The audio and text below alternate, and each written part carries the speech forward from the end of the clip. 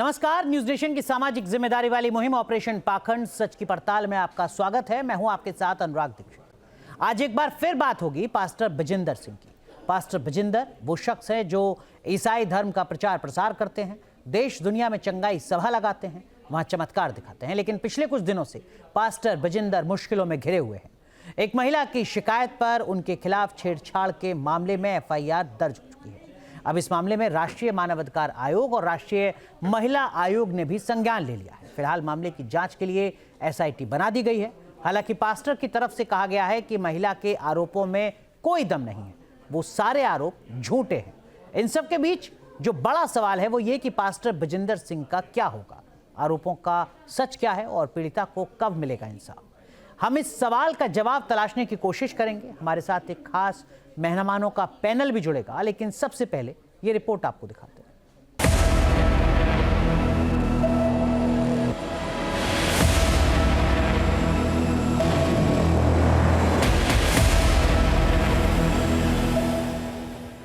Pastor Bajinder Singh की चंगाई सभा में असंभव को संभव करने का दावा किया जाता है। कैंसर ठीक करने से लेकर आंखों की रोशनी वापस लाने का कथित चमत्कार दिखाया जाता है। ऐसे ही कथित चमत्कारिक दावों की वजह से बड़ी संख्या में लोग पास्टर बजिंदर पर भरोसा करते हैं। लेकिन अब दूसरों की परेशानी दूर करने वाले बजिंदर खुद मुश्किलों में घिर गए हैं। बजिंदर की मिनिस्ट्री में करीब 7 साल तक सेवा करने वाली एक महिला की शिकायत पर उसके खिलाफ कपूरथला में एफआईआर दर्ज कर ली गई। पीड़िता ने उन पर छेड़छाड़ का गंभीर आरोप लगाया। हालांकि पास्टर बजिंदर ने इसे साजिश का हिस्सा बताया।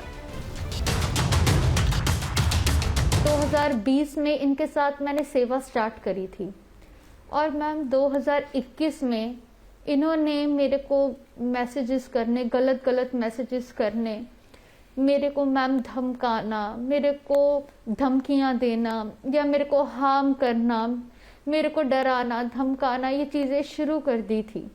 और मैम ये लगातार 2023 तक चलती रही, अप्रैल तक, क्योंकि उसके बाद मैंने इनकी चर्च जैसे तैसे करके छोड़ दी थी। नकली चैट बनती हैं। चैट सरदार जी मैं आपकी भी बना सकता हूँ। नकली चैट कौन आपको पता है, चैट जो कहोगे वो बन जाएगी। आजकल सब चीजें तेज हो गई हैं, आपकी आवाज भी लग जाएगी। मेरे को ये बताओ कि भाई आप दिखाओ मेरे को कोई प्रूफ, और कोई प्रूफ दिखाओ। मैं स्टडी करती थी, मेरा कॉलेज जो था मैं वहाँ जाती थी। मेरी स्टडी तक मैंने बीच में छोड़ दी, इनकम्प्लीट। कोई अपनी स्टडी क्यों ही छोड़ेगा। इनकी गाड़ियाँ, इनकी जो ब्लैक स्कॉर्पियो है वो पीछे होती थी, इनकी गाड़ियाँ में ये पीछा करते थे। मैं स्कूटी से जब होती थी मेरा पीछा करना, मेरे घर से लेके मेरे कॉलेज तक, जब मैं जाती थी कॉलेज से निकलती थी तब घर वापस तक। अगर वो कहे ऐसे कि भाई जो है कॉलेज जाते थे पीछे आते थे, कोई तो कैमरा होगा यार, कोई तो बंदा होगा। 2.5 साल में अभी तक वो बिल्कुल भी नहीं आया। उन्होंने इतना ज़्यादा इनकी धमकियां होती थी कि तुमने सर मैं किसी से वहाँ पे बात तक नहीं कर सकती थी। अगर सर मेरे से कोई बात भी कर लेता था, ये उस आदमी को या उस लड़की को इस कदर मारते थे सर, बेरहमों की तरह। और सर मैं इतना ज़्यादा डर जाती थी कि कई बार मुझे इनकी उस चर्च में से उठा के हॉस्पिटल लेके गए कि मेरे को वहाँ पे पैनिक अटैक आ गए। इतना ज़्यादा डराते थे, धमकाते थे। और सर की हिम्मत ही नहीं होती थी कि मुझे पता था कि कुछ ना कुछ करवा देंगे। यहाँ पर सारे चर्च को पता है कि उसको फिट्स पड़ते थे, दुष्ट आत्मा की प्रॉब्लम थी। तो यहाँ पर लोग जो दुष्ट आत्मा के लिए प्रेयर कराने आते हैं, भाई निकल जाए, मैं ठीक हो जाऊं। हमारा काम प्रेयर करना है और हमारे लिए कोई भी नहीं, हमारी वो बेटी जैसी। इस बीच मामले में नया मोड़ भी आ गया। जालंधर में पीड़िता के खिलाफ एक महिला ने शिकायत दर्ज कराई है। पुलिस ने इस मामले में पीड़िता से पूछताछ की। जो कंप्लेनेंट है उसके अकॉर्डिंगली ये जो लोग हैं जिनको आप पीड़िता कह रहे हैं, उनकी तरफ से कुछ डेफेमेटरी रिमार्क्स जो फेसबुक पे डाले गए थे, जिसके तहत हम लोगों ने उनके भी जो बयान लिखे थे कंप्लेनेंट के, उसके बाद आज आंसरिंग पार्टी को बुलाया था ताकि ये अपना पक्ष रख सके। तो इनका पक्ष हमने रख लिया है, इनके बयान लिख लिए हैं।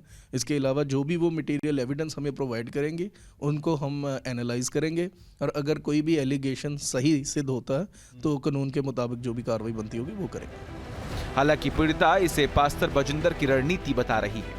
अगर ये कैरियर षड्यंत्र है सर, कोई भी लड़की इतनी बेवकूफ़ नहीं होती जो अपनी इज्जत के ऐसे धज्जियाँ उड़वा दे। कि इन्होंने इतना बदनाम कर दिया। सर कोई लड़की इतनी, अगर ये कहते हैं कि प्लानिंग है सर, कोई भी लड़की प्लानिंग के तहत ऐसे सामने नहीं आती, और इतनी गलत आरोप तो कोई भी नहीं लगाता।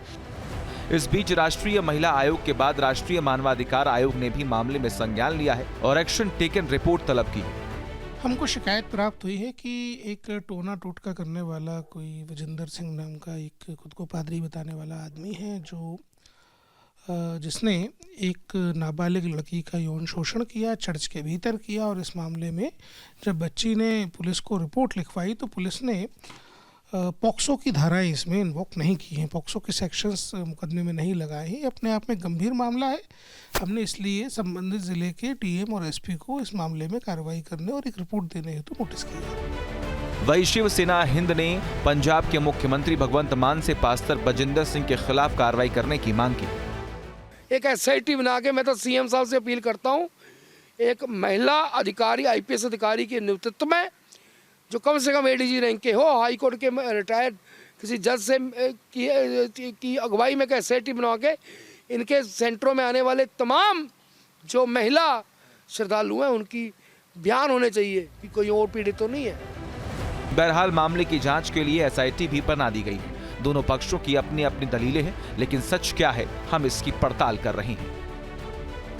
तो हमारे साथ वो पीड़िता जुड़ चुकी हैं जो लगातार पहले भी अपनी आवाज न्यूज नेशन के इस मंच पर उठाती रही हैं, इस उम्मीद के साथ कि जल्द से जल्द उनको न्याय मिल सके, जो उनके आरोप हैं उसके आधार पर इंसाफ होता दिखे, पास्टर बजिंदर के खिलाफ कार्रवाई होती दिखे। अब तक जो कुछ सरकारी एजेंसीज ने कदम उठाए हैं उस पर मैं आगे बात करूंगा, लेकिन एक मेरे मन में सवाल है।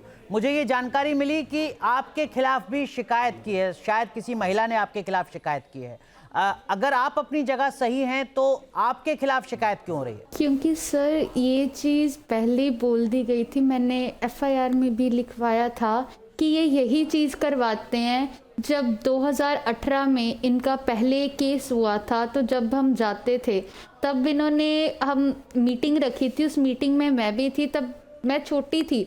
तब इन्होंने ये कहा गया था कि मेरे पे अगर एफआईआर होती है तो आपने उस लेडी के खिलाफ कंप्लेंट करवानी है झूठी, मुझे बचाना है, मुझे डिफाइन करना है, कि धरने लगाने हैं और चक्के जाम करने हैं, कि देश का माहौल भी ख़राब करना और मेरे पे कोई एक्शन भी ना है।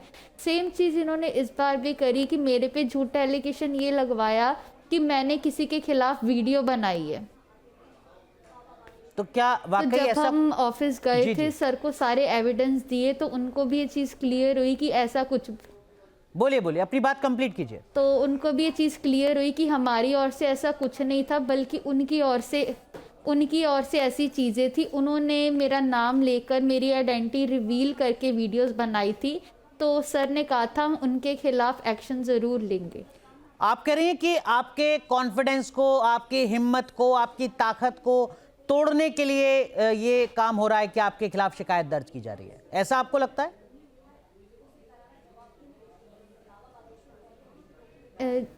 जी सर, कि मैं एफआईआर, हमारी जो बात है वो दब जाए या हमारी एफआईआर वापस हम ले इसके खिलाफ वो हमारे खिलाफ ऐसी अलग अलग जगहों से अलग अलग अपनी वॉलंटियर से रिपोर्ट्स चलवा रहे हैं। तो आप अब मानसिक तौर पर इतनी मजबूत हो गई हैं कि आपके खिलाफ 1, 2, 4 मुकदमे दर्ज हो जाएं तब भी आप हटेंगी नहीं, डरेंगी नहीं, झुकेंगी नहीं?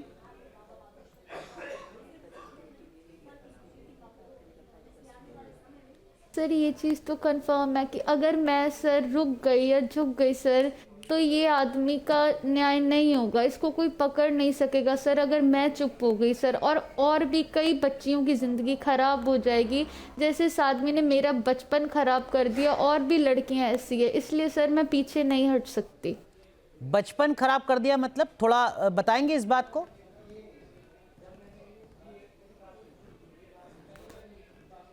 क्योंकि सर उस टाइम जैसे कि मैंने बताया था मेरी एज कुछ भी नहीं थी सर। उस एज में लड़कियां सर बाहर जाती हैं, खेलती हैं या घूमने जाती हैं सर। मैं एक कमरे में, एक उनके कैबिन में कैद थी, मैं कहीं आ जा नहीं सकती थी, कुछ बोल नहीं सकती थी, हंस नहीं सकती थी, किसी को कुछ बता नहीं सकती थी सर। इन्होंने मेरी लाइफ ख़राब कर दी थी सर पूरी। ये हो सकता है कि कुछ लोगों को आपके बारे में जानकारी ना हो, कुछ लोग अभी आपको देख रहे हो। उनकी जानकारी के लिए, और जो हमारे साथ कुछ नए मेहमान भी जुड़ेंगे आज आपसे बात करने के दरमियान, उनकी जानकारी के लिए भी मैं आपसे गुजारिश करूंगा कि क्या आप एक बार बता सकती हैं कि किस मानसिक और शारीरिक उत्पीड़न से गुजरी हैं आप, जो आपके आरोप है?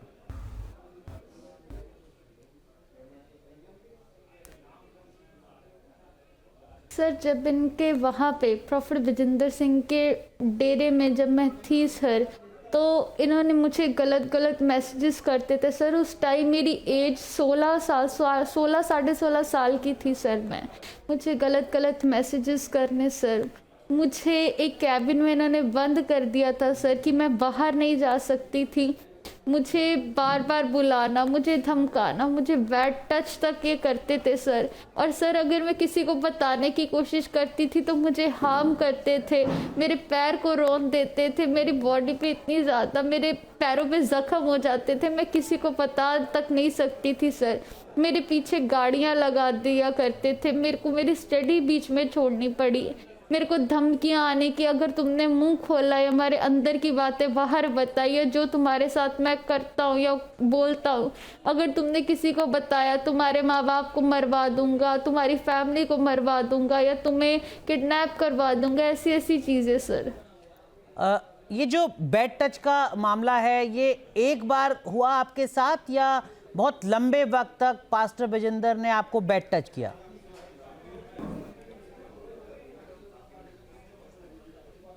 नहीं सर, ये बहुत टाइम तक चलता रहा सर। लगभग कितने वक्त तक, मतलब? और अगर मैंने इसके खिलाफ कोई बात की या बोलना चाहा सर,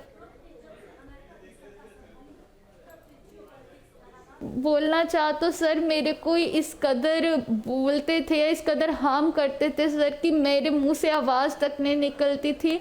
और वहाँ पे ये कहते थे कि अगर तुम्हारे चेहरे से भी किसी को पता चला कि तुम्हारे चेहरे की पे कोई शिकन भी आई इस चीज़ की, अगर किसी को कोई नॉलेज में आई तो तुम अपना हशर सोच लेना सर।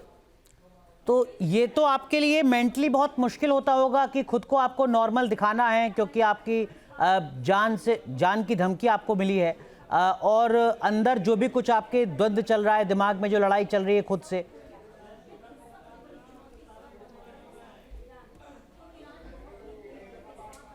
जी सर, इसी कारण सर मैं इतना ज़्यादा डिप्रेशन में चली गई थी, बार पैनिक अटैक होते थे सर। और सर कई बार इनकी चर्च में भी मुझे पैनिक अटैक हुए थे सर। इसी बातों के कारण मेरी मेंटली जो सिचुएशन थी इतनी ज़्यादा वो डिस्टर्ब हो गई थी कि मैं कुछ कह ही नहीं सकती थी सर। आपको कब पता चला कि आप डिप्रेशन में हैं, या आपको कब पता चला कि आपकी मानसिक स्थिति सही नहीं है?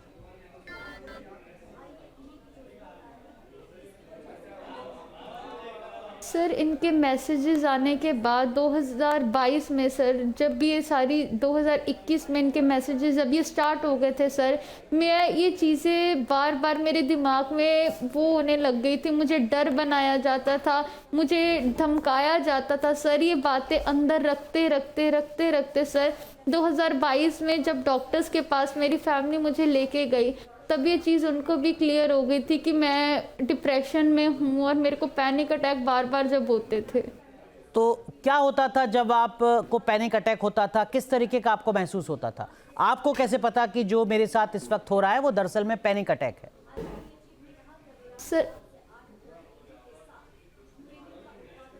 सर जब मुझे पैनिक अटैक आता था मेरी सांस बिल्कुल बंद हो जाती थी, मुझे सांस नहीं आती थी। फटाफट मुझे उठा के हॉस्पिटल में लेके जाया जाता था, मुझे आईसीयू में एडमिट करते थे सर, ऑक्सीजन लगा देते थे सर। कई सर आधा एक घंटा तक मुझे सांस ही नहीं आती थी। ऐसा जब डॉक्टर्स के पास गए जिन्होंने मेरी थेरेपीज करी, उन्होंने बताया कि इसको पैनिक अटैक कहते हैं। ऐसा 1-2 बार हुआ या कई बार हुआ? नहीं सर, ये चीज़ें बार होती थी क्योंकि मैं इतना ज़्यादा डरी हुई थी, इतना ज़्यादा मैं खौफ में थी इस आदमी के कारण सर। पैनिक अटैक बार आते थे, बार मुझे दिक्कत होती थी। और आपको मारा पीटा भी गया? जी सर वो ज़ख्म अभी तक मेरे पैर पे, जो इन्होंने मुझे, जब मैं कुछ रिएक्ट करने की कोशिश करती थी या बोलने की कोशिश करती थी तो ये इस कदर हार्म करते थे। तो क्या 1-2 बार मारा पीटा गया या ये हर दूसरे तीसरे दिन की बात थी? नहीं सर, जब भी ये आके सर मुझे छूने की बैड टच करते थे सर, जब मैं कोई रिएक्ट करती थी सर उसी वक्त सर मेरे पैर को इस कदर ये कुचल देते थे सर। बार बार ये चीज़ें हुई हैं सर। तो कभी आपने इतनी हिम्मत नहीं जुटाई कि आप अपने घर में अपने पेरेंट्स से इस बात को शेयर कर सकें?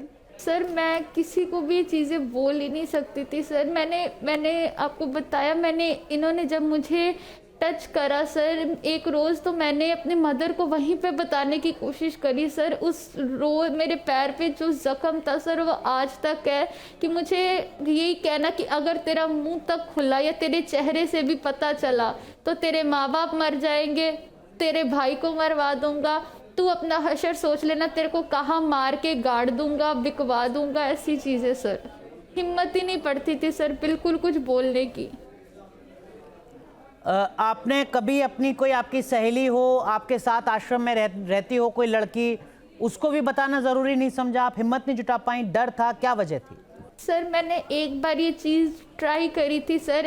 एक लड़की थी सर, मैंने उसको बताई कुछ चीज़ें सर, मैंने कुछ चीज़ें उसको बताई सर।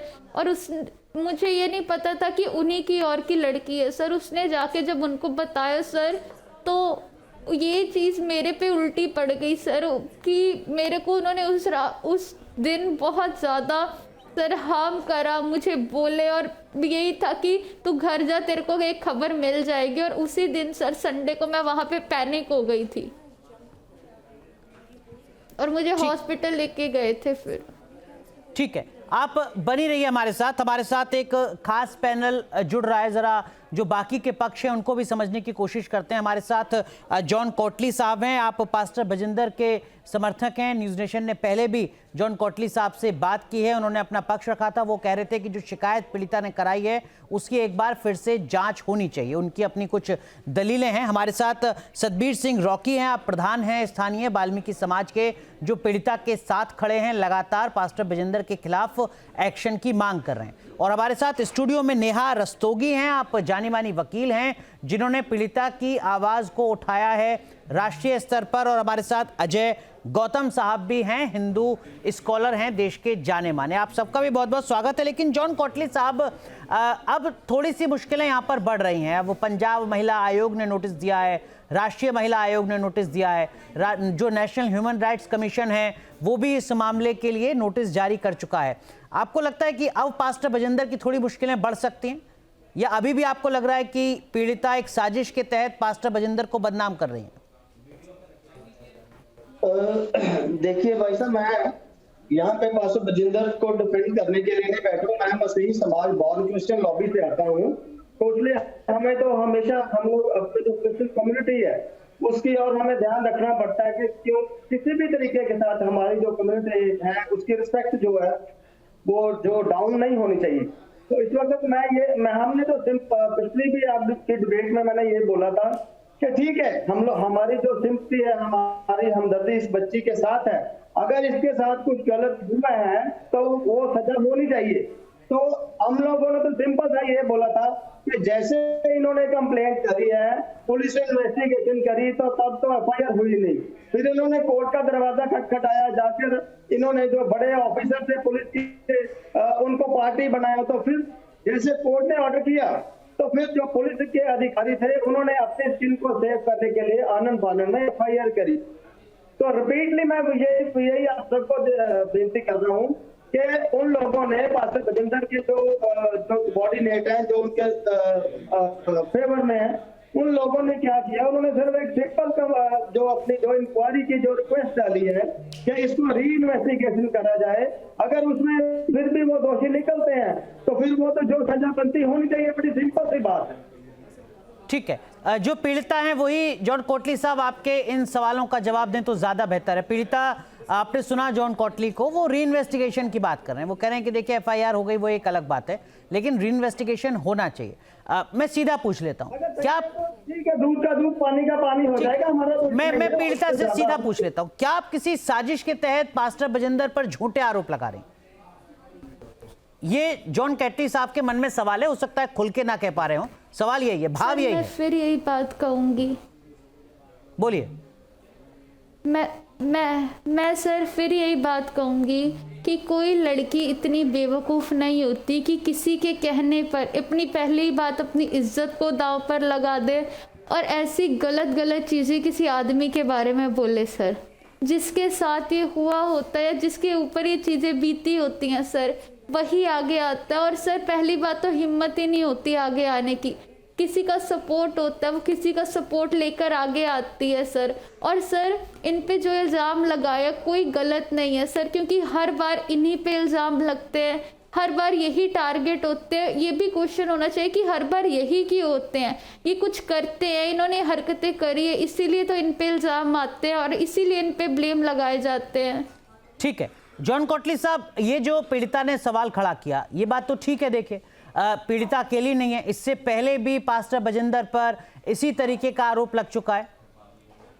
मैं अगर इसकी बियॉन्ड जाऊं, अगर जो 2018 में जो एफआईआर हुई है, अगर मैं उसके रिगार्डिंग बात करूं तो जो मोटा हमारी जो कम्युनिटी के जो ध्यान में आया है कि कुछ लाखों रुपए का कुछ जो पहले लेडी ने जिसने एफआईआर करवाई थी और उसको कुछ एडवांस दिया गया था कुछ जमीन खरीदने के लिए, और वो जमीन के पैसे वापस ना करने की सोच को लेकर उन्होंने एक षड्यंत्र रचा था कि हम लोग इसको जो एफआईआर करवा दें। और उसके जो अभी जिनके साथ शादी हुई है वो भी तब शादी भी नहीं हुई थी, तब भी वो भी उनका साथ दे रहे थे और कुछ अनजेन्युइन डिमांड्स कर रहे थे कि हम लोग उसका एफआईआर को वापस ले लेंगे।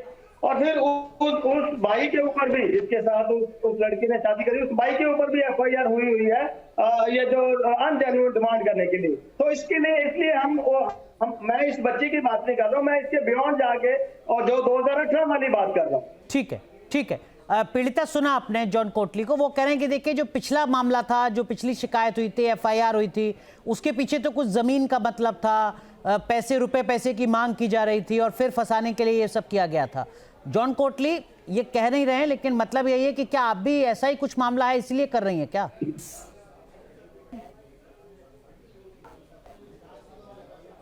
सर पहली बात ये चीज़ बिल्कुल गलत है सर। देखिए अगर चलो वो ज़मीन का कोई मामला होता सर तो फिर खुद प्रॉफिट बजिंदर ने आके हम सबको इकट्ठा करके ये चीज़ क्यों कही थी कि मेरे पे एफआईआर नहीं होनी चाहिए, पिछली बार जब हुआ था 2018 में मुझे अरेस्ट नहीं होनी चाहिए, आपको धरने लगाने हैं, आपको गाड़ियां जलानी है, बसें जलानी है, देश का माहौल ख़राब करना है, सरकार पे दबाव बनाना है कि मुझे कोई कुछ कर ना पाए। सर जो बंदा गलत नहीं है वो तो ये चीज़ें नहीं करता, जो गलत है वही ये चीज़ें करता, और इस बार भी ये सारी चीज़ें सेम रिपीट हो रही है, सेम कर रहे हैं सर।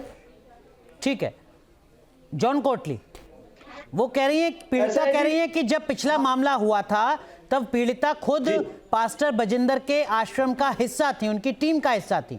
जैसे ही पिछला मामला दर्ज हुआ, सामने आया, पास्टर बजिंदर ने पीड़िता से भी कहा कि तुम्हें भी धरना प्रदर्शन करना है, सड़कों पर उतर जाना है, माहौल बिगाड़ देना है, एफआईआर ना हो जाए, मेरी गिरफ्तारी ना हो जाए। आपके इस क्वेश्चन में दो आंसर हैं। एक तो अगर इस बच्ची को पता था कि ये कुछ ऐसा कुछ षड्यंत्र रचता है, धरने लगाने के लिए उकसाता है, कुछ करता है, तब इस बच्ची को उनकी टीम में से निकल जाना चाहिए था। अगर इसको पता था ये गलत काम करना चाहता है या करवाना चाहता है, तब इसको, मैं समझता हूँ कि बच्ची काफी बुद्धिमान है, तब भी इसको उस षड्यंत्र से निकल जाना चाहिए था, नंबर एक। नंबर दो, जो धरना प्रदर्शन करना आता है जब किसी के ऊपर कोई गलत तरीके के साथ पुलिस कोई कुछ कार्रवाई करती है। अब देखो किसान बैठे हैं, 1 साल से वो बैठे हुए हैं, उनकी डिमांड है कि हमारे से धक्केशाही हो रही है, हमें न्याय नहीं मिल रहा। देखो धरना प्रदर्शन करना या अपनी आवाज को मीडिया के थ्रू या प्रशासन को या सरकारों को पहुंचाना, वो तो हमारा हक बनता है, उसमें तो कोई इशू नहीं है। ठीक है पीड़िता, जॉन कोटली कह रहे हैं कि अगर आपको 2018 में ही पता चल गया था कि बाबा गड़बड़ है, जो आपसे कह रहा है कि आपको भी सड़क पर उतरना है, तो आप उसके साथ क्यों रही फिर 2022 तक?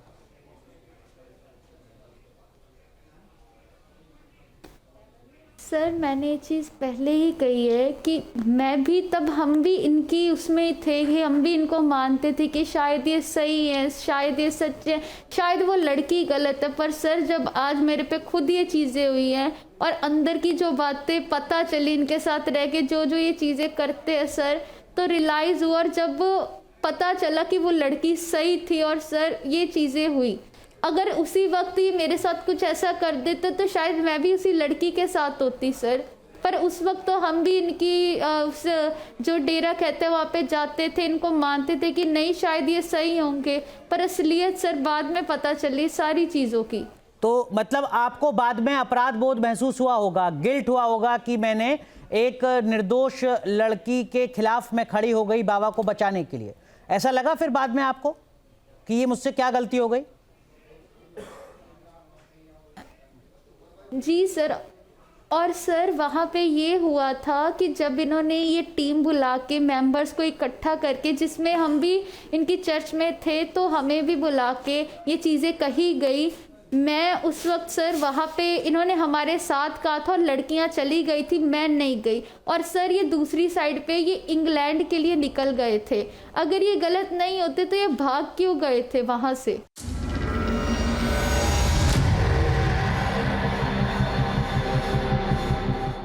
पास्टर बजिंदर सिंह पर आरोप लगाने वाली महिला ने न्यूज नेशन पर church of wisdom and glory में हुई घटना के बारे में न सिर्फ बताया बल्कि ये भी आरोप लगाया कि उस पर केस वापस लेने का दबाव बनाया जा रहा है। हालांकि पास्टर बजिंदर की ओर से सफाई पेश कर सारे आरोपों को नकारा गया है। मुझे एक कैबिन में इन्होंने बंद कर दिया था सर कि मैं बाहर नहीं जा सकती थी।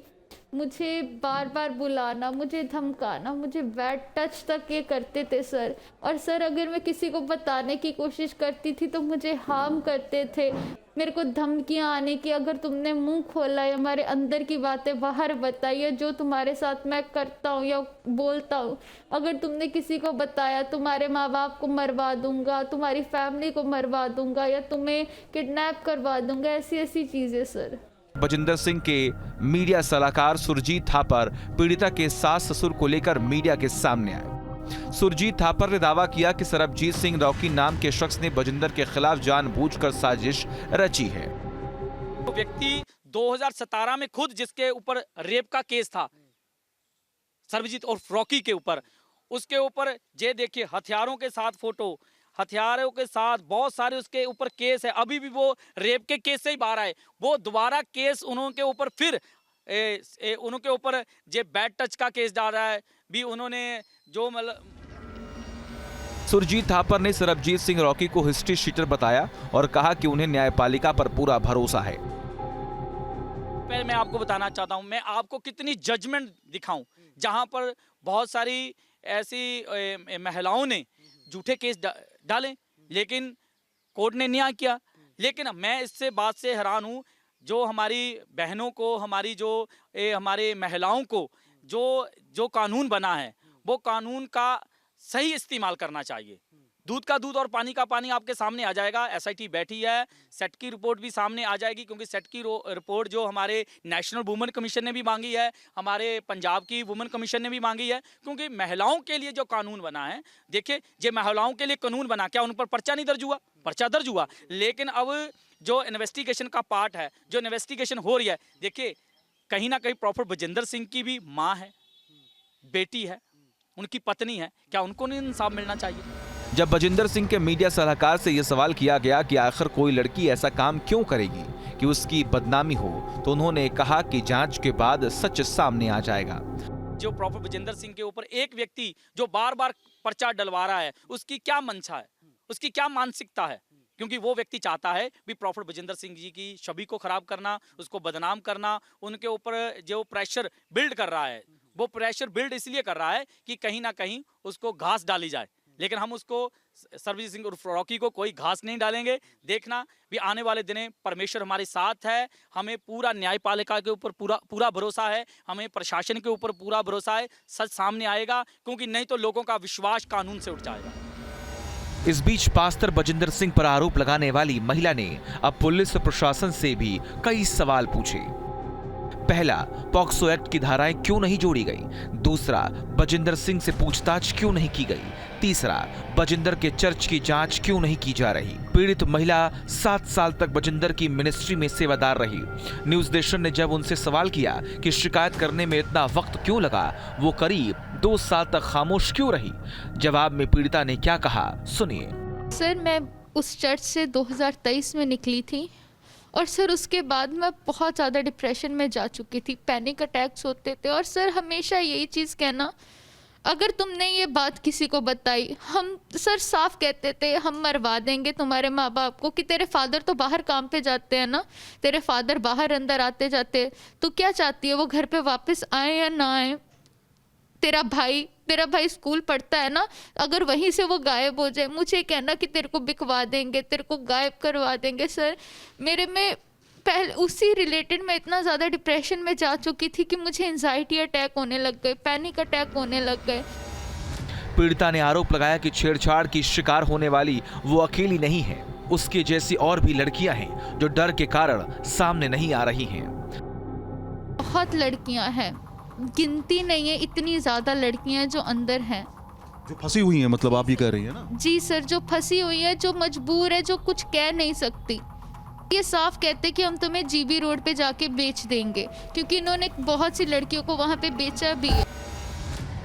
फिलहाल पीड़िता की शिकायत पर कपूरथला पुलिस ने पास्टर बजिंदर के खिलाफ यौन उत्पीड़न, पीछा करने और आपराधिक धमकी देने का मामला दर्ज कर लिया गया है। लेकिन पीड़िता का सवाल है कि आखिर एफआईआर में पॉक्सो एक्ट की धाराएं क्यों नहीं जोड़ी गईं? साथ ही अब तक पास्टर से एक बार भी पूछताछ क्यों नहीं की गई? पीड़िता जरा बताइए कि जो आपके साथ बदसलूकी हुई, बदतमीजी हुई, आपने जो भी कुछ झेला है, उसके अलावा आश्रम में और क्या कुछ होता है?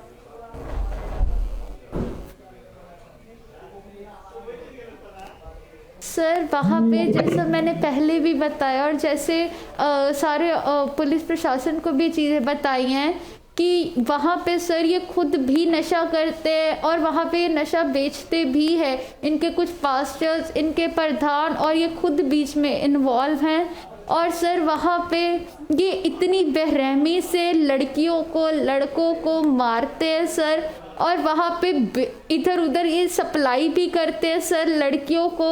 और सर वहाँ पे ये कईयों को तो मार चुके हैं और कई तो ऐसे कि बच्चे मिले नहीं, कहाँ गए कहाँ नहीं सर। और भी बहुत चीज़ें वहाँ पर होती हैं सर, और हर लड़की के साथ रोज़ गलत होता है सर वहाँ पे रोज़। आपको भी मारा पीटा गया कभी?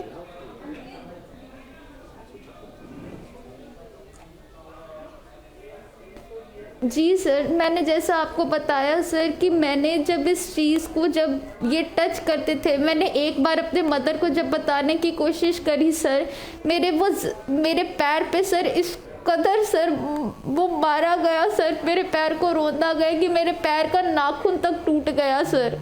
इतना जख्म, वो सर जख्म आज तक है कि मैं जब भी वो चीज़ देखती हूँ तो वो सारी चीज़ें रिपीट हो जाती है।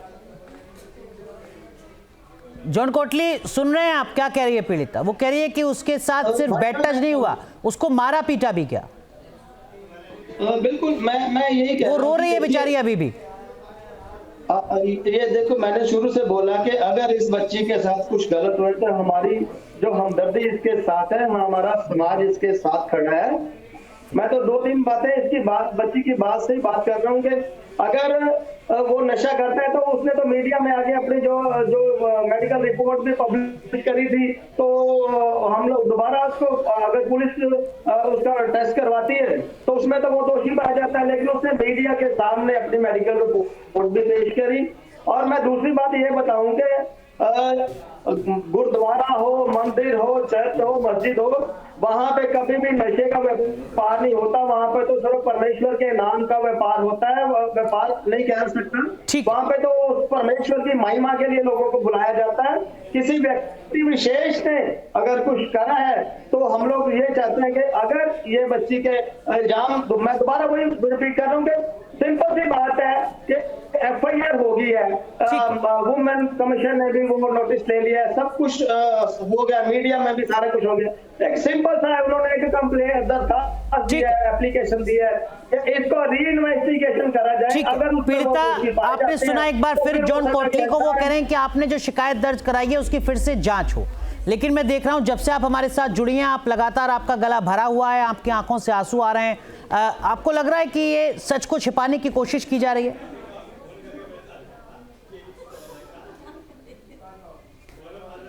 सर आज 16 दिन हो गए हैं एफआईआर हुए, मतलब ये सारी चीज़ें हुए भी, अभी तक सर इन पे जांच ही नहीं हुई।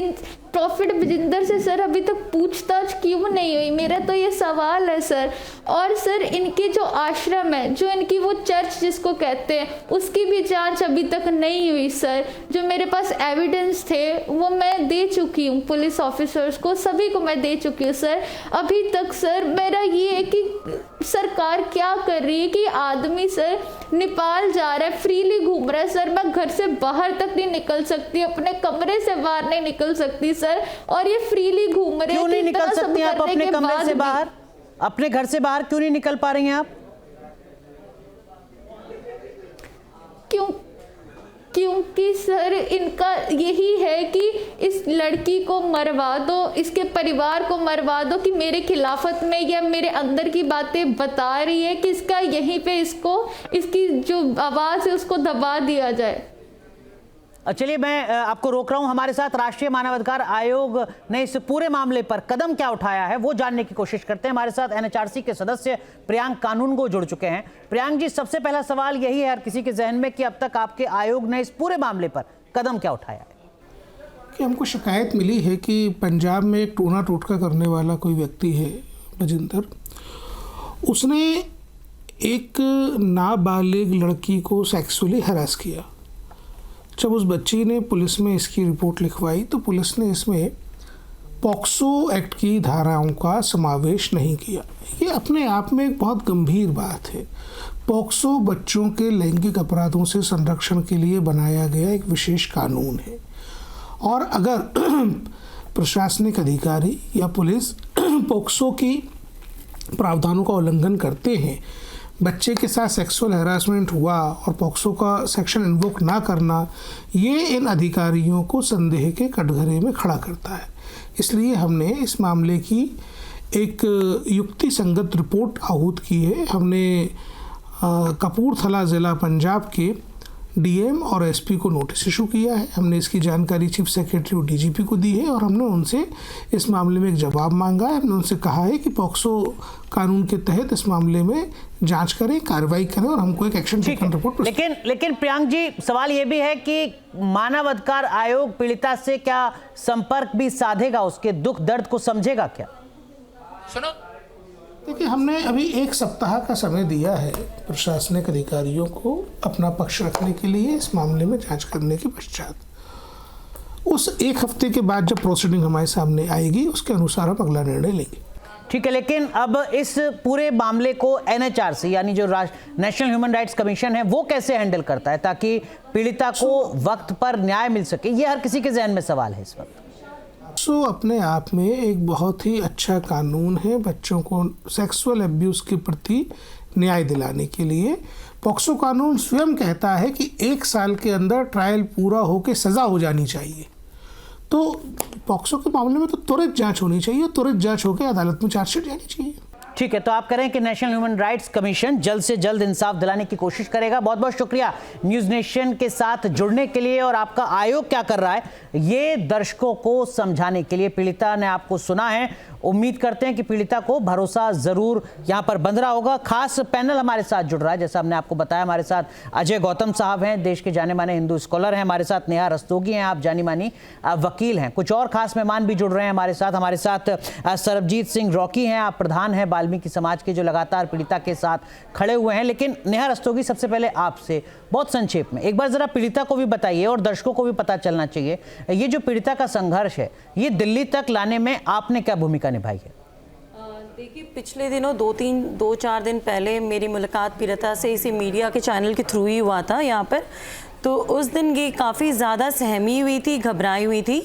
तो मैंने इन्हें आश्वासन दिया था कि मेरे हिसाब से, मेरे तरीके से आप अगर करो तो पहले अगर वहाँ पर पंजाब पुलिस अगर कोई एक्शन नहीं ले रहा है तो नेशनल वुमेन कमीशन में आप अप्रोच कर सकते हो, और साथ में वहाँ पर सरकार को एक रिप्रेजेंटेशन दे सकते हो पंजाब गवर्नमेंट को कि कोई पुलिस नहीं ले रहा है। तो मैं देखी कि इन्होंने एक्चुअली इतनी ज़्यादा अंडर पैनिक अटैक है ये, और इतनी ज़्यादा घबराई हुई, तो इनके बिहाफ में मैंने इनके न्यूज़ आर्टिकल, इनफैक्ट उस दिन का न्यूज़ जो क्लिप्स था हमारा, जो न्यूज़ नेशन ने शो किया, हाँ, जो न्यूज़ नेशन ने शो किया था, तो one of the national women commission के मेंबर को मैंने भेजा वो न्यूज़ नेशन का जो क्लिप था हम लोग के इंटरव्यू का दौरान का।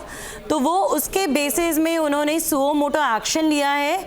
उसने नेशनल वुमेन कमीशन ने पंजाब पुलिस को नोटिस इशू किया है ये पूछते हुए कि वो क्या एक्शन ले रही है पंजाब पुलिस इस केस में। मतलब उनको दिल्ली जल्द से जल्द जवाब within बन a चुका week है। में, हाँ, दिल्ली से जा चुका है जवाब। ठीक है। और इसके बेसिस में पंजाब वुमेन कमीशन ने भी ऑलरेडी वहां पर नोटिस इशू हो चुका है। तो हमारे तरीके से अपना पहल हमने शुरू कर लिया है। अब आगे हमेशा हम इन पीड़िता के साथ है, ठीक अगर है। इनके साथ है इनको इंसाफ मिलना ठीक है चाहिए। अजय जी, आप तो अपनी बात बेबाकी से रखते हैं, जाने जाते हैं। हमारे साथ सरबजीत सिंह रॉकी हैं, वो पीड़िता के साथ लगातार जुड़े रहे। सरबजीत जी, आपने सुना जॉन कोटली साहब को, उनकी बातों का लब्बो लबाब यह है कि पीड़िता ने जो शिकायत की है उसकी फिर से जांच होनी चाहिए। पास्टर बजिंदर पर पहले जो शिकायत दर्ज कराई गई थी वो रुपए पैसे का कुछ मामला था, असली मामला रुपए पैसे का था, जमीन का था, आरोप फर्जी थे। क्या वाकई ऐसा है? पास्टर बजिंदर बिल्कुल निर्दोष हैं? मैं जॉन पोटली जी एक बात बोलना चाहता हूं कि एक कंप्लेंट हुई थी चंडीगढ़ में पास्टर बजिंदर जी के ऊपर जी। 8 साल की लड़की के साथ छेड़छाड़, गलत कुछ भी हरकतें करनी। ठीक है जी। 8 साल की थी वो उसका बच्ची? नंबर था 8 साल की बच्ची थी सर वो। ठीक है, नहीं पहचान सार्वजनिक मत कीजिएगा, पहचान सार्वजनिक मत कीजिए। नहीं PW 2019177003 डेट थी 16/9/2019। इसमें सर इन्होंने पास्टर बजिंदर ने ये दोष लगाया था जी कि भी ये मेरे से पैसे मांग रहे हैं, मैंने चर्च से निकाला है इनको। वो सेम जो स्टोरी बता रहे हैं ये जॉन पोटली जी। ठीक है। एक्चुअल में वो इतने अमीर थे, उनकी जमीन पे ये चर्च लगाते थे, डेरा लगाते थे, और उनके ऊपर ही दोष लगा रहे हैं भी हमसे पैसे की मांग कर रहे हैं और हमने चर्च से निकाल दिया इसलिए हमारे ऊपर दोष लगा रहे हैं। कहने का मतलब ये स्टोरी है, इन्होंने स्टोरी बना रखी है। जो भी इनके खिलाफ जाता है ना, ये ऐसे ही बोलते हैं। आज सन 2018 में मैं तो इनको जानता भी नहीं था और मुझे भी इन्होंने यही बात बोली थी कि रॉकी हमारी चर्च में आता था और हमने उसको निकाल दिया इसलिए वो हमारे ऊपर दोष लगा रहा है और लड़की का साथ दे रहा है। सर ये इनका एक पैटर्न है, इनका एक रटा हुआ डायलॉग है, ये हर किसी के ऊपर मारते हैं ये। जब इनके घर में जो दी बेटियां है ना, जब इनके घर में ऐसी स्थिति आएगी ना। सरबजीत जी माफ कीजिए मैं आपको रोक रहा हूं। सुरजीत थापर क्या कुछ कह रहे हैं, जरा वो एक बार दिखाते हैं दर्शकों को। एक बाइबल इफेक्ट चैनल के ऊपर जो विजय एमैनुअल और चंदन, इन्होंने एक ऐसा 3 महीने से वो काम कर रहे थे जिसकी हमने दरखास्त दी, प्रशासन को बताया भी प्रॉफिट बजिंदर जी के खिलाफ कुछ ऐसे चैनल एक्टिविटी कर रहे हैं, उनको बदनाम कर रहे हैं। लेकिन हमने प्रशासन को बताया, उन पर FIR भी दर्ज की और उसके ऊपर 50 लाख का डेफामेशन का केस भी डाला। लेकिन उनको मालूम था भी 50 लाख का जो डेफामेशन का केस डाला है उसका भुगतान करना बड़ा मुश्किल होगा, उसके लिए हमें सजा भी हो सकती है। फिर उन्होंने एक स्टोरी बनाई जो हमारी चर्च से लोग निकल गए थे, क्योंकि उन्होंने 3 महीने से वो एक्टिविटी कर रहे थे सोशल मीडिया के ऊपर, ऐसी पोस्टर डालते थे, वीडियो डालते थे भी वहां पर झूठी गवाहियां होती है। और इन्होंने 3 महीने से ऐसा प्लान बनाया था कि प्रॉफिट बजिंदर जी को कैसे उन पर झूठा केस डालना है। वहां पर हमारी चर्च को जो आज से 3 साल पहले एक लड़की चर्च छोड़ के चली गई थी, उसका परिवार चर्च छोड़ के चला गया था, उस लड़की को फिर सामने लेकर आया जाता है भी उस लड़की के साथ छेड़छाड़ हुई, उस लड़की के साथ बैड टच किया गया। वो ही फिर जैसे पहले वो पर्चे दर्ज करवाता था, सेम वही पैटर्न है। लेकिन आज वो कह रहा भी इसलिए वो कर रहा था, जो हमें माताजी ने, उनकी मदर जी ने, उसके भाई ने बताया, क्योंकि जो लोग चाहते थे भी प्रॉफिट जी का जो जजमेंट आने वाली है उस पर बुरा असर डाला जाए, बुरा प्रभाव डाला जाए, क्योंकि उनको मालूम है हमारे पास कोई पुख्ता सबूत नहीं है, वो बाइज्जत बरी हो जाएंगे। क्योंकि उसने वही पहले भी चैटिंग की वीडियो डाली थी, ऐसा किया, क्योंकि वो खुद 2017 में रेप के केस में जा चुका था व्यक्ति। वो इतना माहिर हो चुका था भी कैसे केस को बनाना है, कैसे केस किसी के ऊपर झूठा डालना है। नहीं तो ये आप कैसे कह सकते हैं कि जो अभी मामला दर्ज हुआ इसके पीछे सर्वजीत खुद उसने अपने बारे में बताया भी इस बहन का मैंने साथ दिया, मैं डीजीपी के पास गया, क्योंकि उसने बहुत सारी प्रेस कॉन्फ्रेंस की। और जिस लड़की ने पहले पर्चा दर्ज करवाया था प्रॉफिट बजिंदर जी के, वो उसकी पत्नी है। आप कह रहे हैं कि झूठा केस है ये झूठा केस है, क्योंकि उन प्रॉफिट जी की जल्दी जजमेंट आने वाली थी। देखिए, मैं आपको अकेला अकेला पोस्टर दिखा दूंगा। जब प्रॉफिट जी की 3 तारीख थी, जब 27 तारीख थी, तो इन्होंने पहले यूट्यूब के ऊपर डाल दिया था, वीडियो डाल दिया था भी प्रॉफिट बजिंदर जी को 27 तारीख को सजा होगी। वो जल्दी फिर उन्होंने विजय एमैनुअल ने जो वीडियो डालनी शुरू कर दी थी भी मैं इसको बर्बाद कर दूंगा, क्योंकि विजय एमैनुअल ने इसलिए बोला था क्योंकि विजय एमैनुअल और प्रॉफिट बजिंदर सिंह वो करनाल के रहने वाले थे, वो हरियाणा के रहने वाले थे, आमने सामने उनका घर था।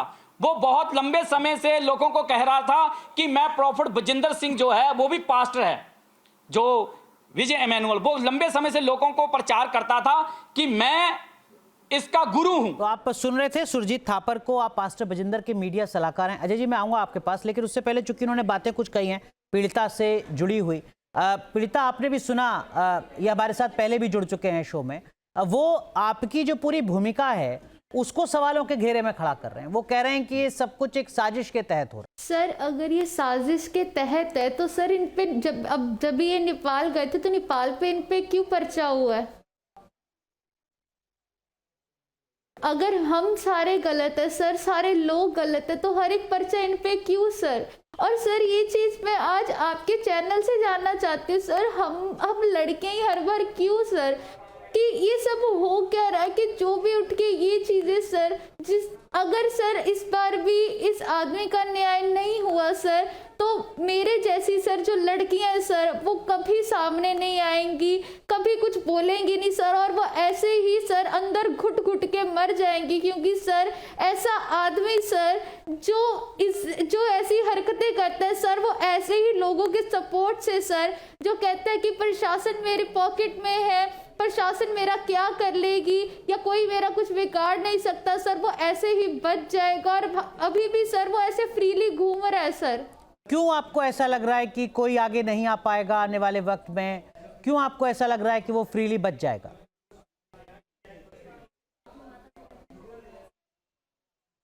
क्योंकि सर जैसे मैं किसी के सपोर्ट से आई हूँ सर, जैसे ये चीज़ें हो रही हैं सर कि अभी तक उन प्रॉफिट बजिंदर से कोई पूछताछ ही नहीं है सर, कि उसको अभी तक कुछ पूछा ही नहीं गया उससे सर, कोई बात ही नहीं हुई सर। कोई लड़की कैसे सामने आएगी, वो भी ये कहेगी कि अगर हम सामने आएंगे, एक तो सर बदनामी अलग लड़कियों की जो हो रही है, और दूसरा कि इंसाफ कहाँ है सर। ये आदमी ऐसे सर फ्रीली घूम रहा है, अपनी पुलिस प्रोटेक्शन को साथ लेके घूम रहा है सर। अगर मुझे जान का खतरा ना होता सर तो सरकार मुझे प्रोटेक्शन क्यों देती? अगर मैं झूठ बोल रही हूँ सर तो मेरे साथ सरकार इतना कोऑपरेट क्यों करती? आपको अफसोस हो रहा है इन बातों को सुनकर, जैसे अभी आपने सुना, दुख हो रहा है आपको?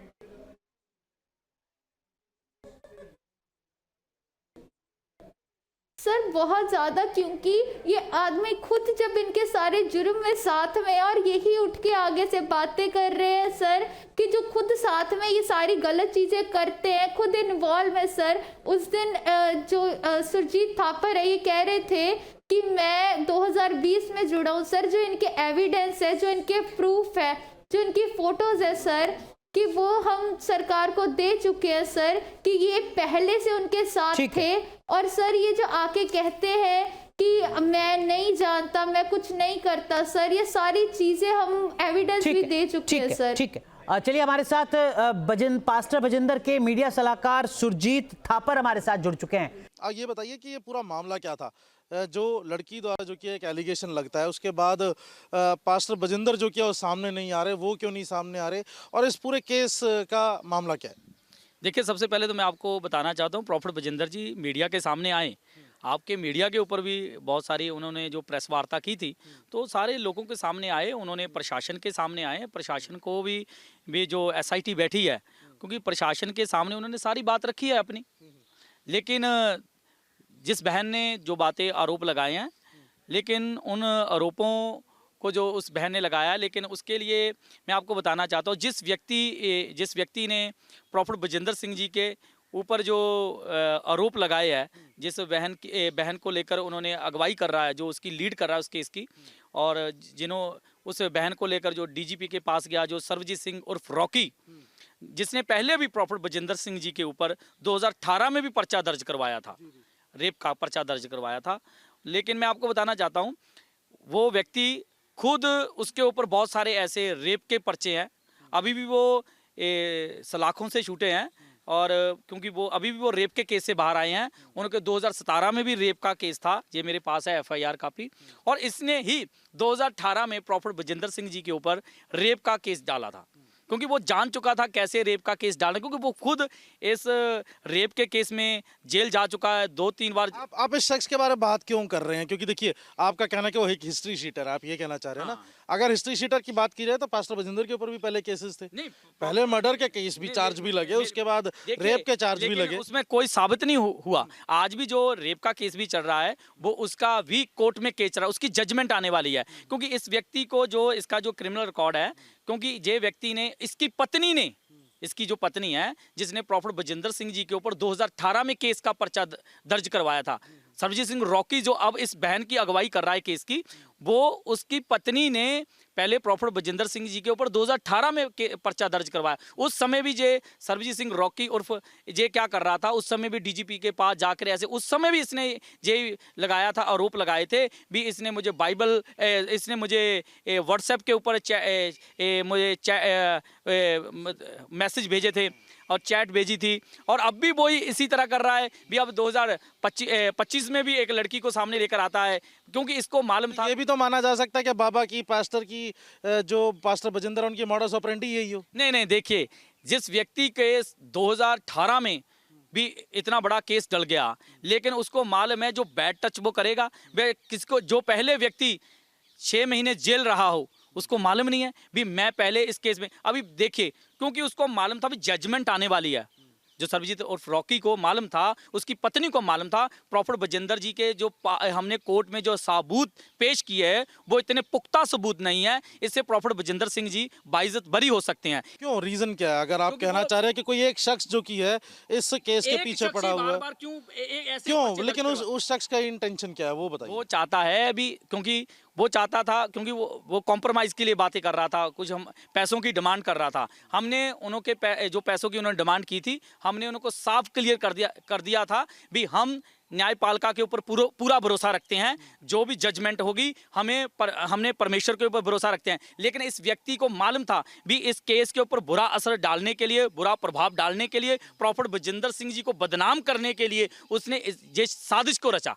उन्होंने जो 5 और 6 को वो नेपाल में उनकी मीटिंग थी, उन्होंने अपनी एप्लीकेशन वहां पर डाली अदालत में। अब भी जो उनके वकील है वो अभी उनके लिए वो कोर्ट में अपेयर होंगे। सरबजीत सिंह रॉकी भी हमारे साथ जुड़े हुए हैं। सरबजीत जी, आप कुछ कह रहे हैं, लेकिन उससे पहले आपने सुना सुरजीत थापर को, उनकी जितनी बातों को मैं समझ पाया उसमें वो आप पर भी सवाल खड़ा कर रहे हैं। एक्चुअल सर, ये 500 रुपए के खरीदे हुए व्यक्ति हैं। सजा बजिंदर पास्टर को नहीं होनी चाहिए, सजा बंदों को होनी चाहिए। नहीं, शब्दों की मर्यादा के साथ। सरबजीत जी, माफी चाहूंगा, शब्दों की मर्यादा के साथ। नहीं, आज महिला दिवस है और ये महिला को नेशनल न्यूज पे ऐसी बातें बोल रहे हैं, और उसके बाद ये ऐसे व्यक्ति उनकी सपोर्ट करते हैं। इसी कारण ऐसे दरिंदे बाहर घूमते हैं सर। ये बिल्कुल ऐसा व्यक्ति है जो 500 पेट्रोल डलवा के इनको भेज रहे हैं। इनके पास तो पेट्रोल डलवाने के लिए पैसे नहीं है। हर बार इसी के ऊपर क्यों केस हो रहा है, इसी के ऊपर क्यों केस हो रहा है? नहीं, लेकिन सरबजीत जी, ऐसा तो नहीं है कि कहीं वाकई में कोई रुपए पैसे का मामला है, जमीन का मामला है? सर, अगर ऐसी बात होती तो रुपए का मामला सामने आता। अगर ऐसी बात होती, इन्होंने रुपए का केस डाला, FIR दर्ज हुई, उसमें बाइज्जत बरी हुआ, क्लीन मिली मुझे। ठीक है, जॉन कोटली कुछ कहना चाह रहे हैं, फिर मैं बाकी पैनलिस्ट के पास स्टूडियो में आऊंगा। जॉन कोटली, आप कुछ कहना चाह रहे हैं, कहिए। देखिए, शब्दों की मर्यादा को हमेशा बंदे को रखना चाहिए। तो हम भी इसको कुत्ते का पिल्ला कह सकते हैं, लेकिन हम इसको बोलेंगे नहीं।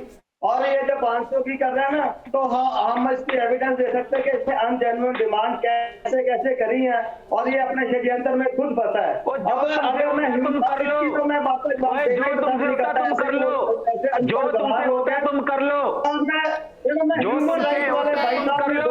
जिसको लाना है यहाँ पर उसको लाओ आप।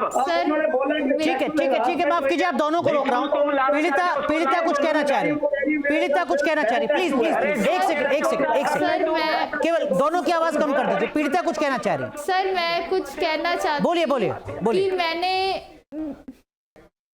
जी सर मेरे से थोड़ी वो हो गई कि उस दिन जब ये आपके सामने आए थे, उस दिन न्यूज़ नेशन पे इन्होंने कहा था कि जब ये चले गए थे कि मैं तो 2020 में ज्वाइन हुआ था प्रॉफिट बजिंदर के 24 में जी। मैं थोड़ी करेक्शन करिए, 2024 में मैं प्रॉफिट बजिंदर को मिला था।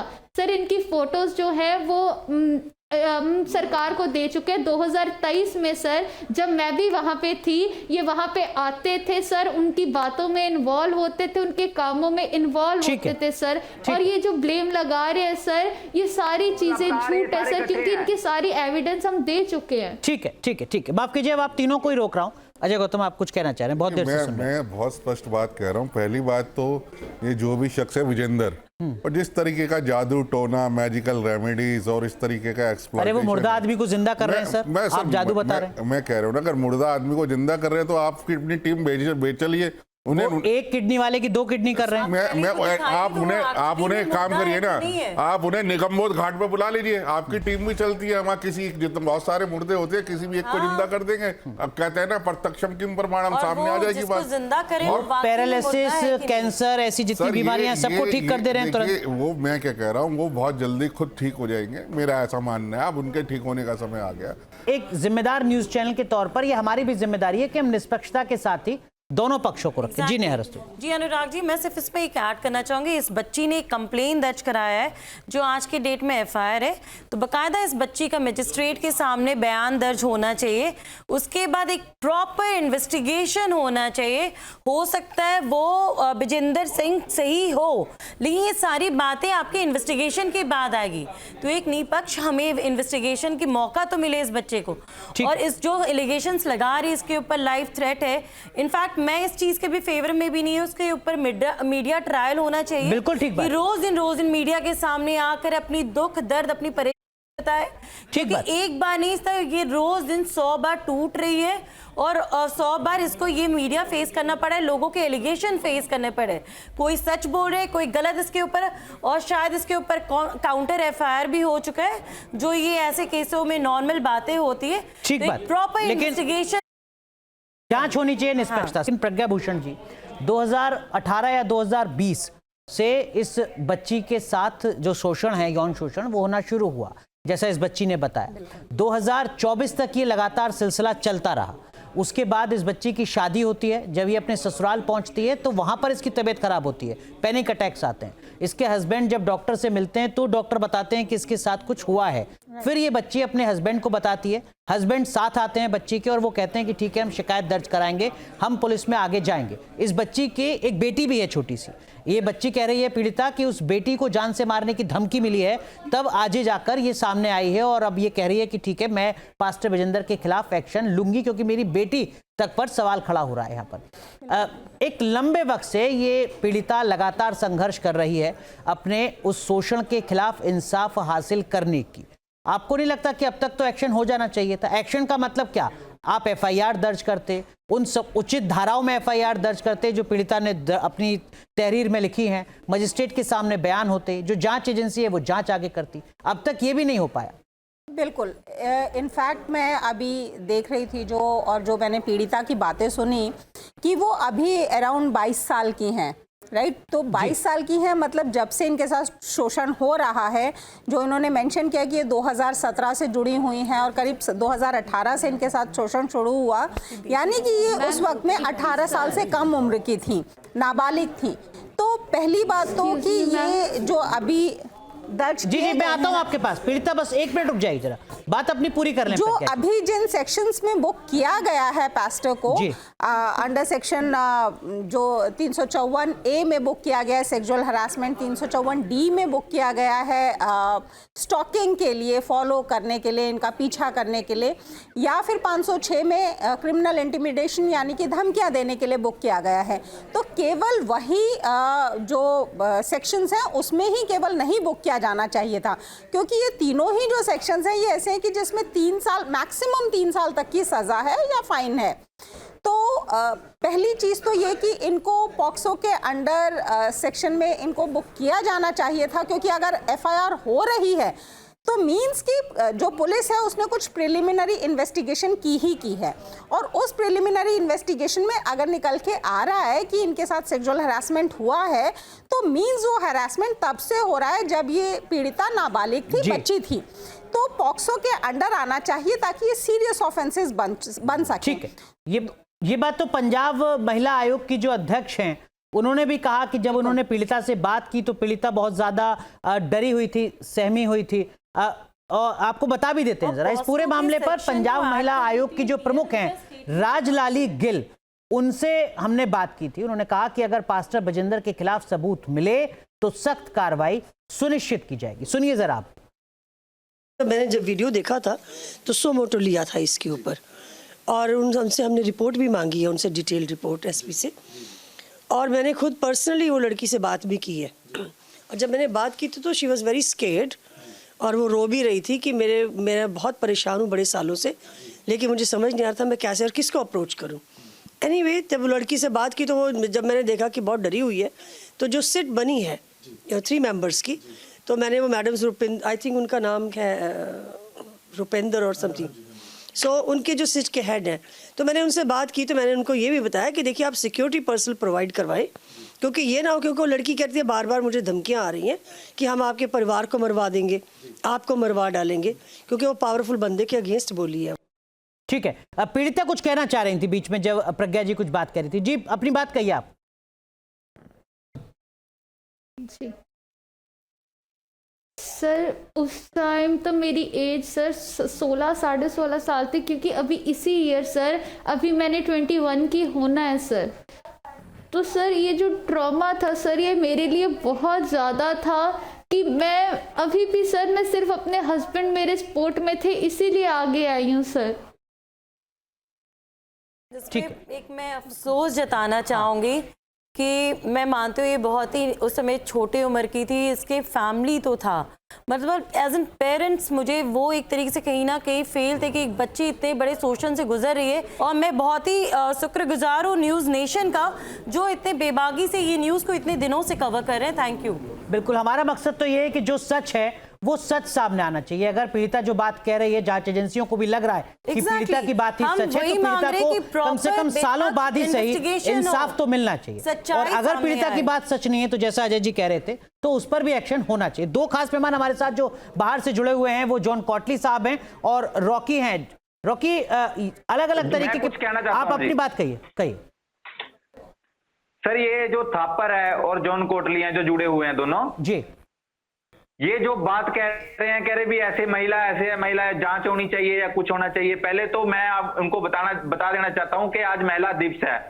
आज के दिन ये ऐसे कोड़े कोड़े शब्द बोल रहे हैं, पर मैं इसी बात पे मैं कहना चाहता हूँ, आप ये मैडम ने बोली ना बात, ये 3 साल से या 4 साल से ये आगे नहीं आए, क्यों नहीं बोल रहे थे।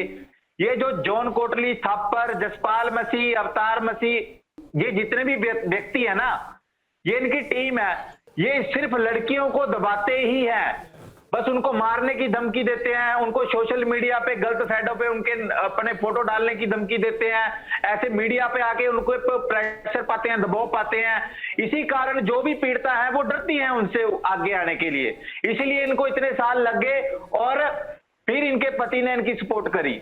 ठीक है, जॉन कोटली सीधा आरोप आपके ऊपर है। ऐसे व्यक्ति ये बिल्कुल सर, ये है ही व्यक्ति ऐसे हैं, ठीक है, ये पैसे के पीछे ऐसे काम कर रहे हैं। ठीक है, सुन लेते हैं जॉन कोटली। महिलाओं को बदनाम करते हैं ये व्यक्ति। जॉन कोटली,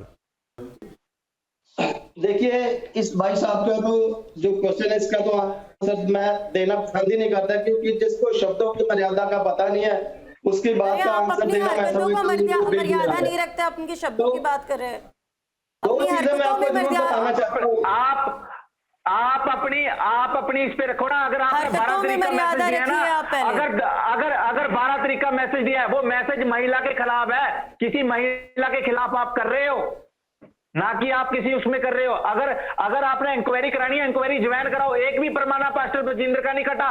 इंक्वायरी में अभी तक पास्टर बजिंदर ज्वाइन नहीं हुआ, उसमें सुजीत थापर ज्वाइन हो रहा है। ये अवतार जाके वहां प्रूफ दे रहा है। ये कहां का कानून है? जिसके खिलाफ FIR हुई है वो वहां पर अभी तक इंक्वायरी में ज्वाइन नहीं हुआ है।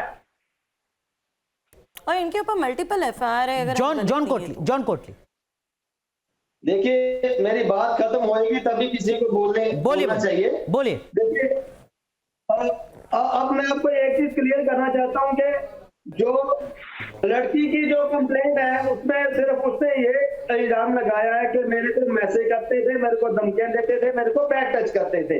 उसमें सेक्सुअल हरासमेंट की बात जो है वो बिल्कुल नहीं करी गई। और जिस आधार होती है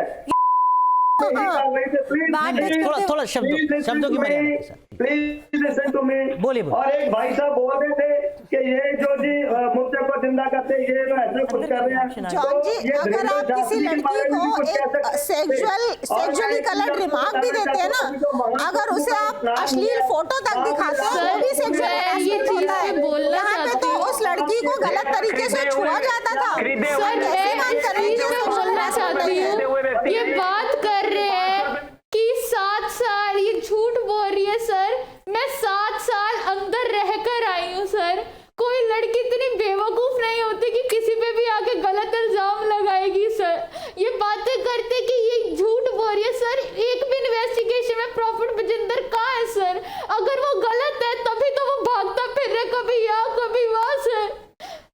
कोई लड़की इतनी बेवकूफ नहीं अपनी छोटी सी बच्ची को छोड़ के सर ऐसी चीजें कर रही है सर। प्रशासन से मांग कर रही है कि उसको इंसाफ मिले सर, जिसको ये तक पता नहीं है कि उसकी कल जिंदगी है या नहीं, कि वो कल का दिन भी देखेगी या नहीं। इनकी इतनी ज्यादा चीजें, इतनी घटिया चीजें ये बातें करते हैं सर। ये कह रहे हैं बैठ सर, अगर इनकी बेटी के साथ ये चीज हुई होती क्या ये एक्शन नहीं लेते सर? उस बंदे ने सर हार्म करा, कंटिन्यू गलत चीजें करी, हैरेस करा सर। अगर मैं आवाज नहीं उठाती सर अपने हस्बैंड की सपोर्ट से सर तो मैं इसी ट्रॉमा में मर जाती सर। बिल्कुल। और सुन रहे हैं आप जॉन कोटली? ये कहते हैं कि हम गलत हैं, सारी लड़कियां गलत है, सिर्फ यही आदमी सही है। क्यों? देखिए, हर एक जो देश है, हर एक स्टेट है, वो कानून से चलती है। और कानून में जो कोर्ट ने डायरेक्शन दी है DGP साहब ने, वो सिट बन गई हुई है। हम तो सिंपल लफ्जों में कह रहे हैं कि जो दूध का दूध पानी का पानी हो जाएगा।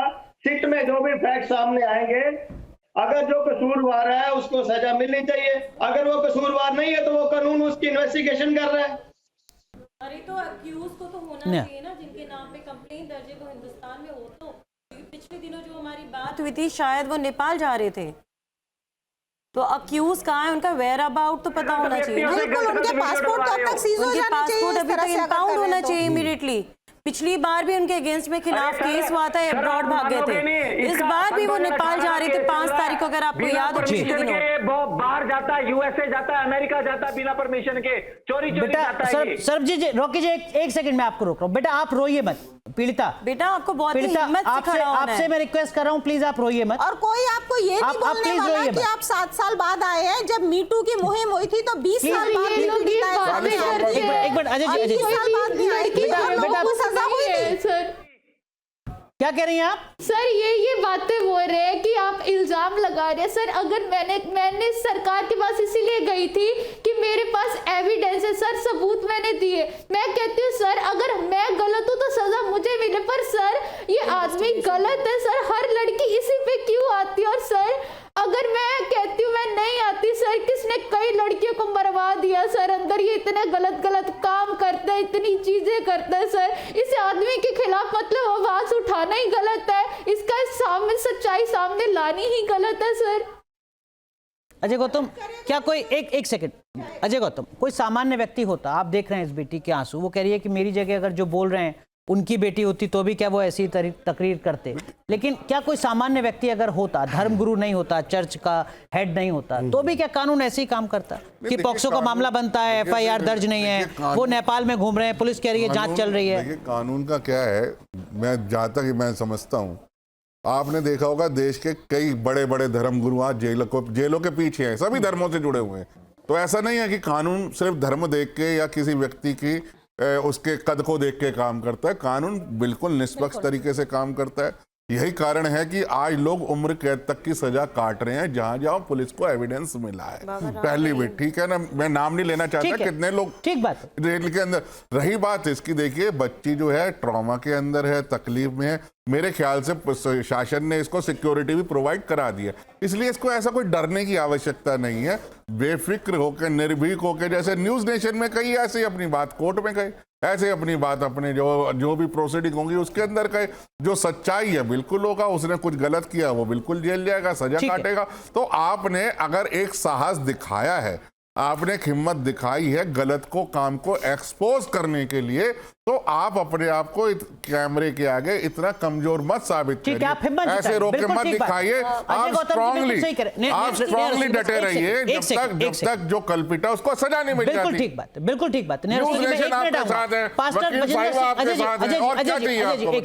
पास्टर बजिंदर सिंह के मामले में राष्ट्रीय महिला आयोग ने भी संज्ञान लिया है।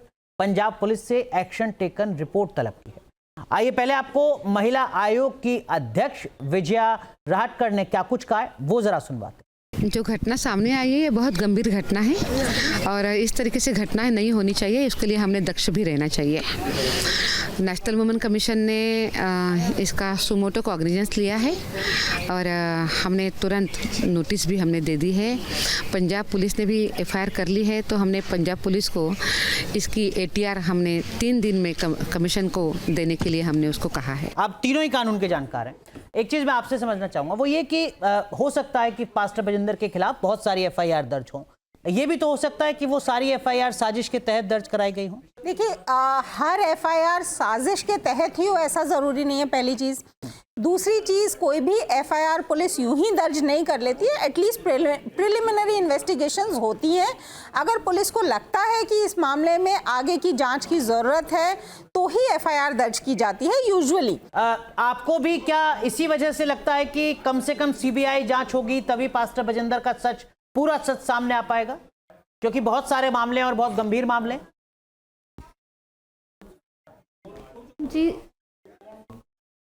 जी सर, इन पे सीबीआई की जांच होनी ही चाहिए सर, क्योंकि सर इनके अंदर की बातें जो है वो सारे एविडेंस सीबीआई निकाल लेगी सर।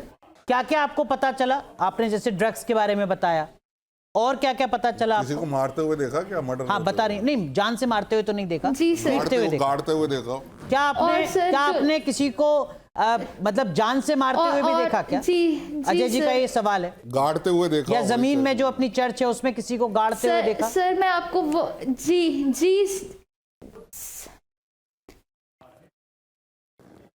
सर, इन्होंने ये मेरे सामने की बात है सर, चंडीगढ़ में सर, ये जलंधर से सर इनकी जो स्कॉर्पियो है उसमें लड़कों को डाल के लाए थे सर, वहाँ पे 2 लड़के थे सर, और सर इतनी बेरहमी से, मैं वहीं पे थी जो इनकी पुरानी चर्च है सर, उसकी जो उन्होंने स्टेज बनाई है उसकी बैक साइड पे सर इतनी बेरहमी से उसको सर मारा था, वो पूरा खून खून हो गया था सर। और जब मैं अंदर जाने लगी सर तो बाउंसर्स ने बाहर भेज दिया और ये वहीं पे खड़े थे। प्रॉफिट बजिंदर ने ये कहा जहाँ पे बाकी दफन है इसको भी वहीं पे दफन कर दो सर। ठीक है, चलिए जो बातें आपने कही है, मुझे भी यही कहते थे सर। ठीक है, उम्मीद करते हैं कि जांच एजेंसी आपके तमाम दावों की जांच निष्पक्षता से करेगी और जल्द से जल्द किसी ठोस नतीजे पर पहुंचेगी। बहुत बहुत शुक्रिया आप सबका एक बार फिर जुड़ने के लिए और इस जरूरी मुद्दे को उठाने के लिए। पीड़िता का दर्द आपके सामने है, इंतजार जांच एजेंसी के इंसाफ का है, नतीजे का है। धन्यवाद।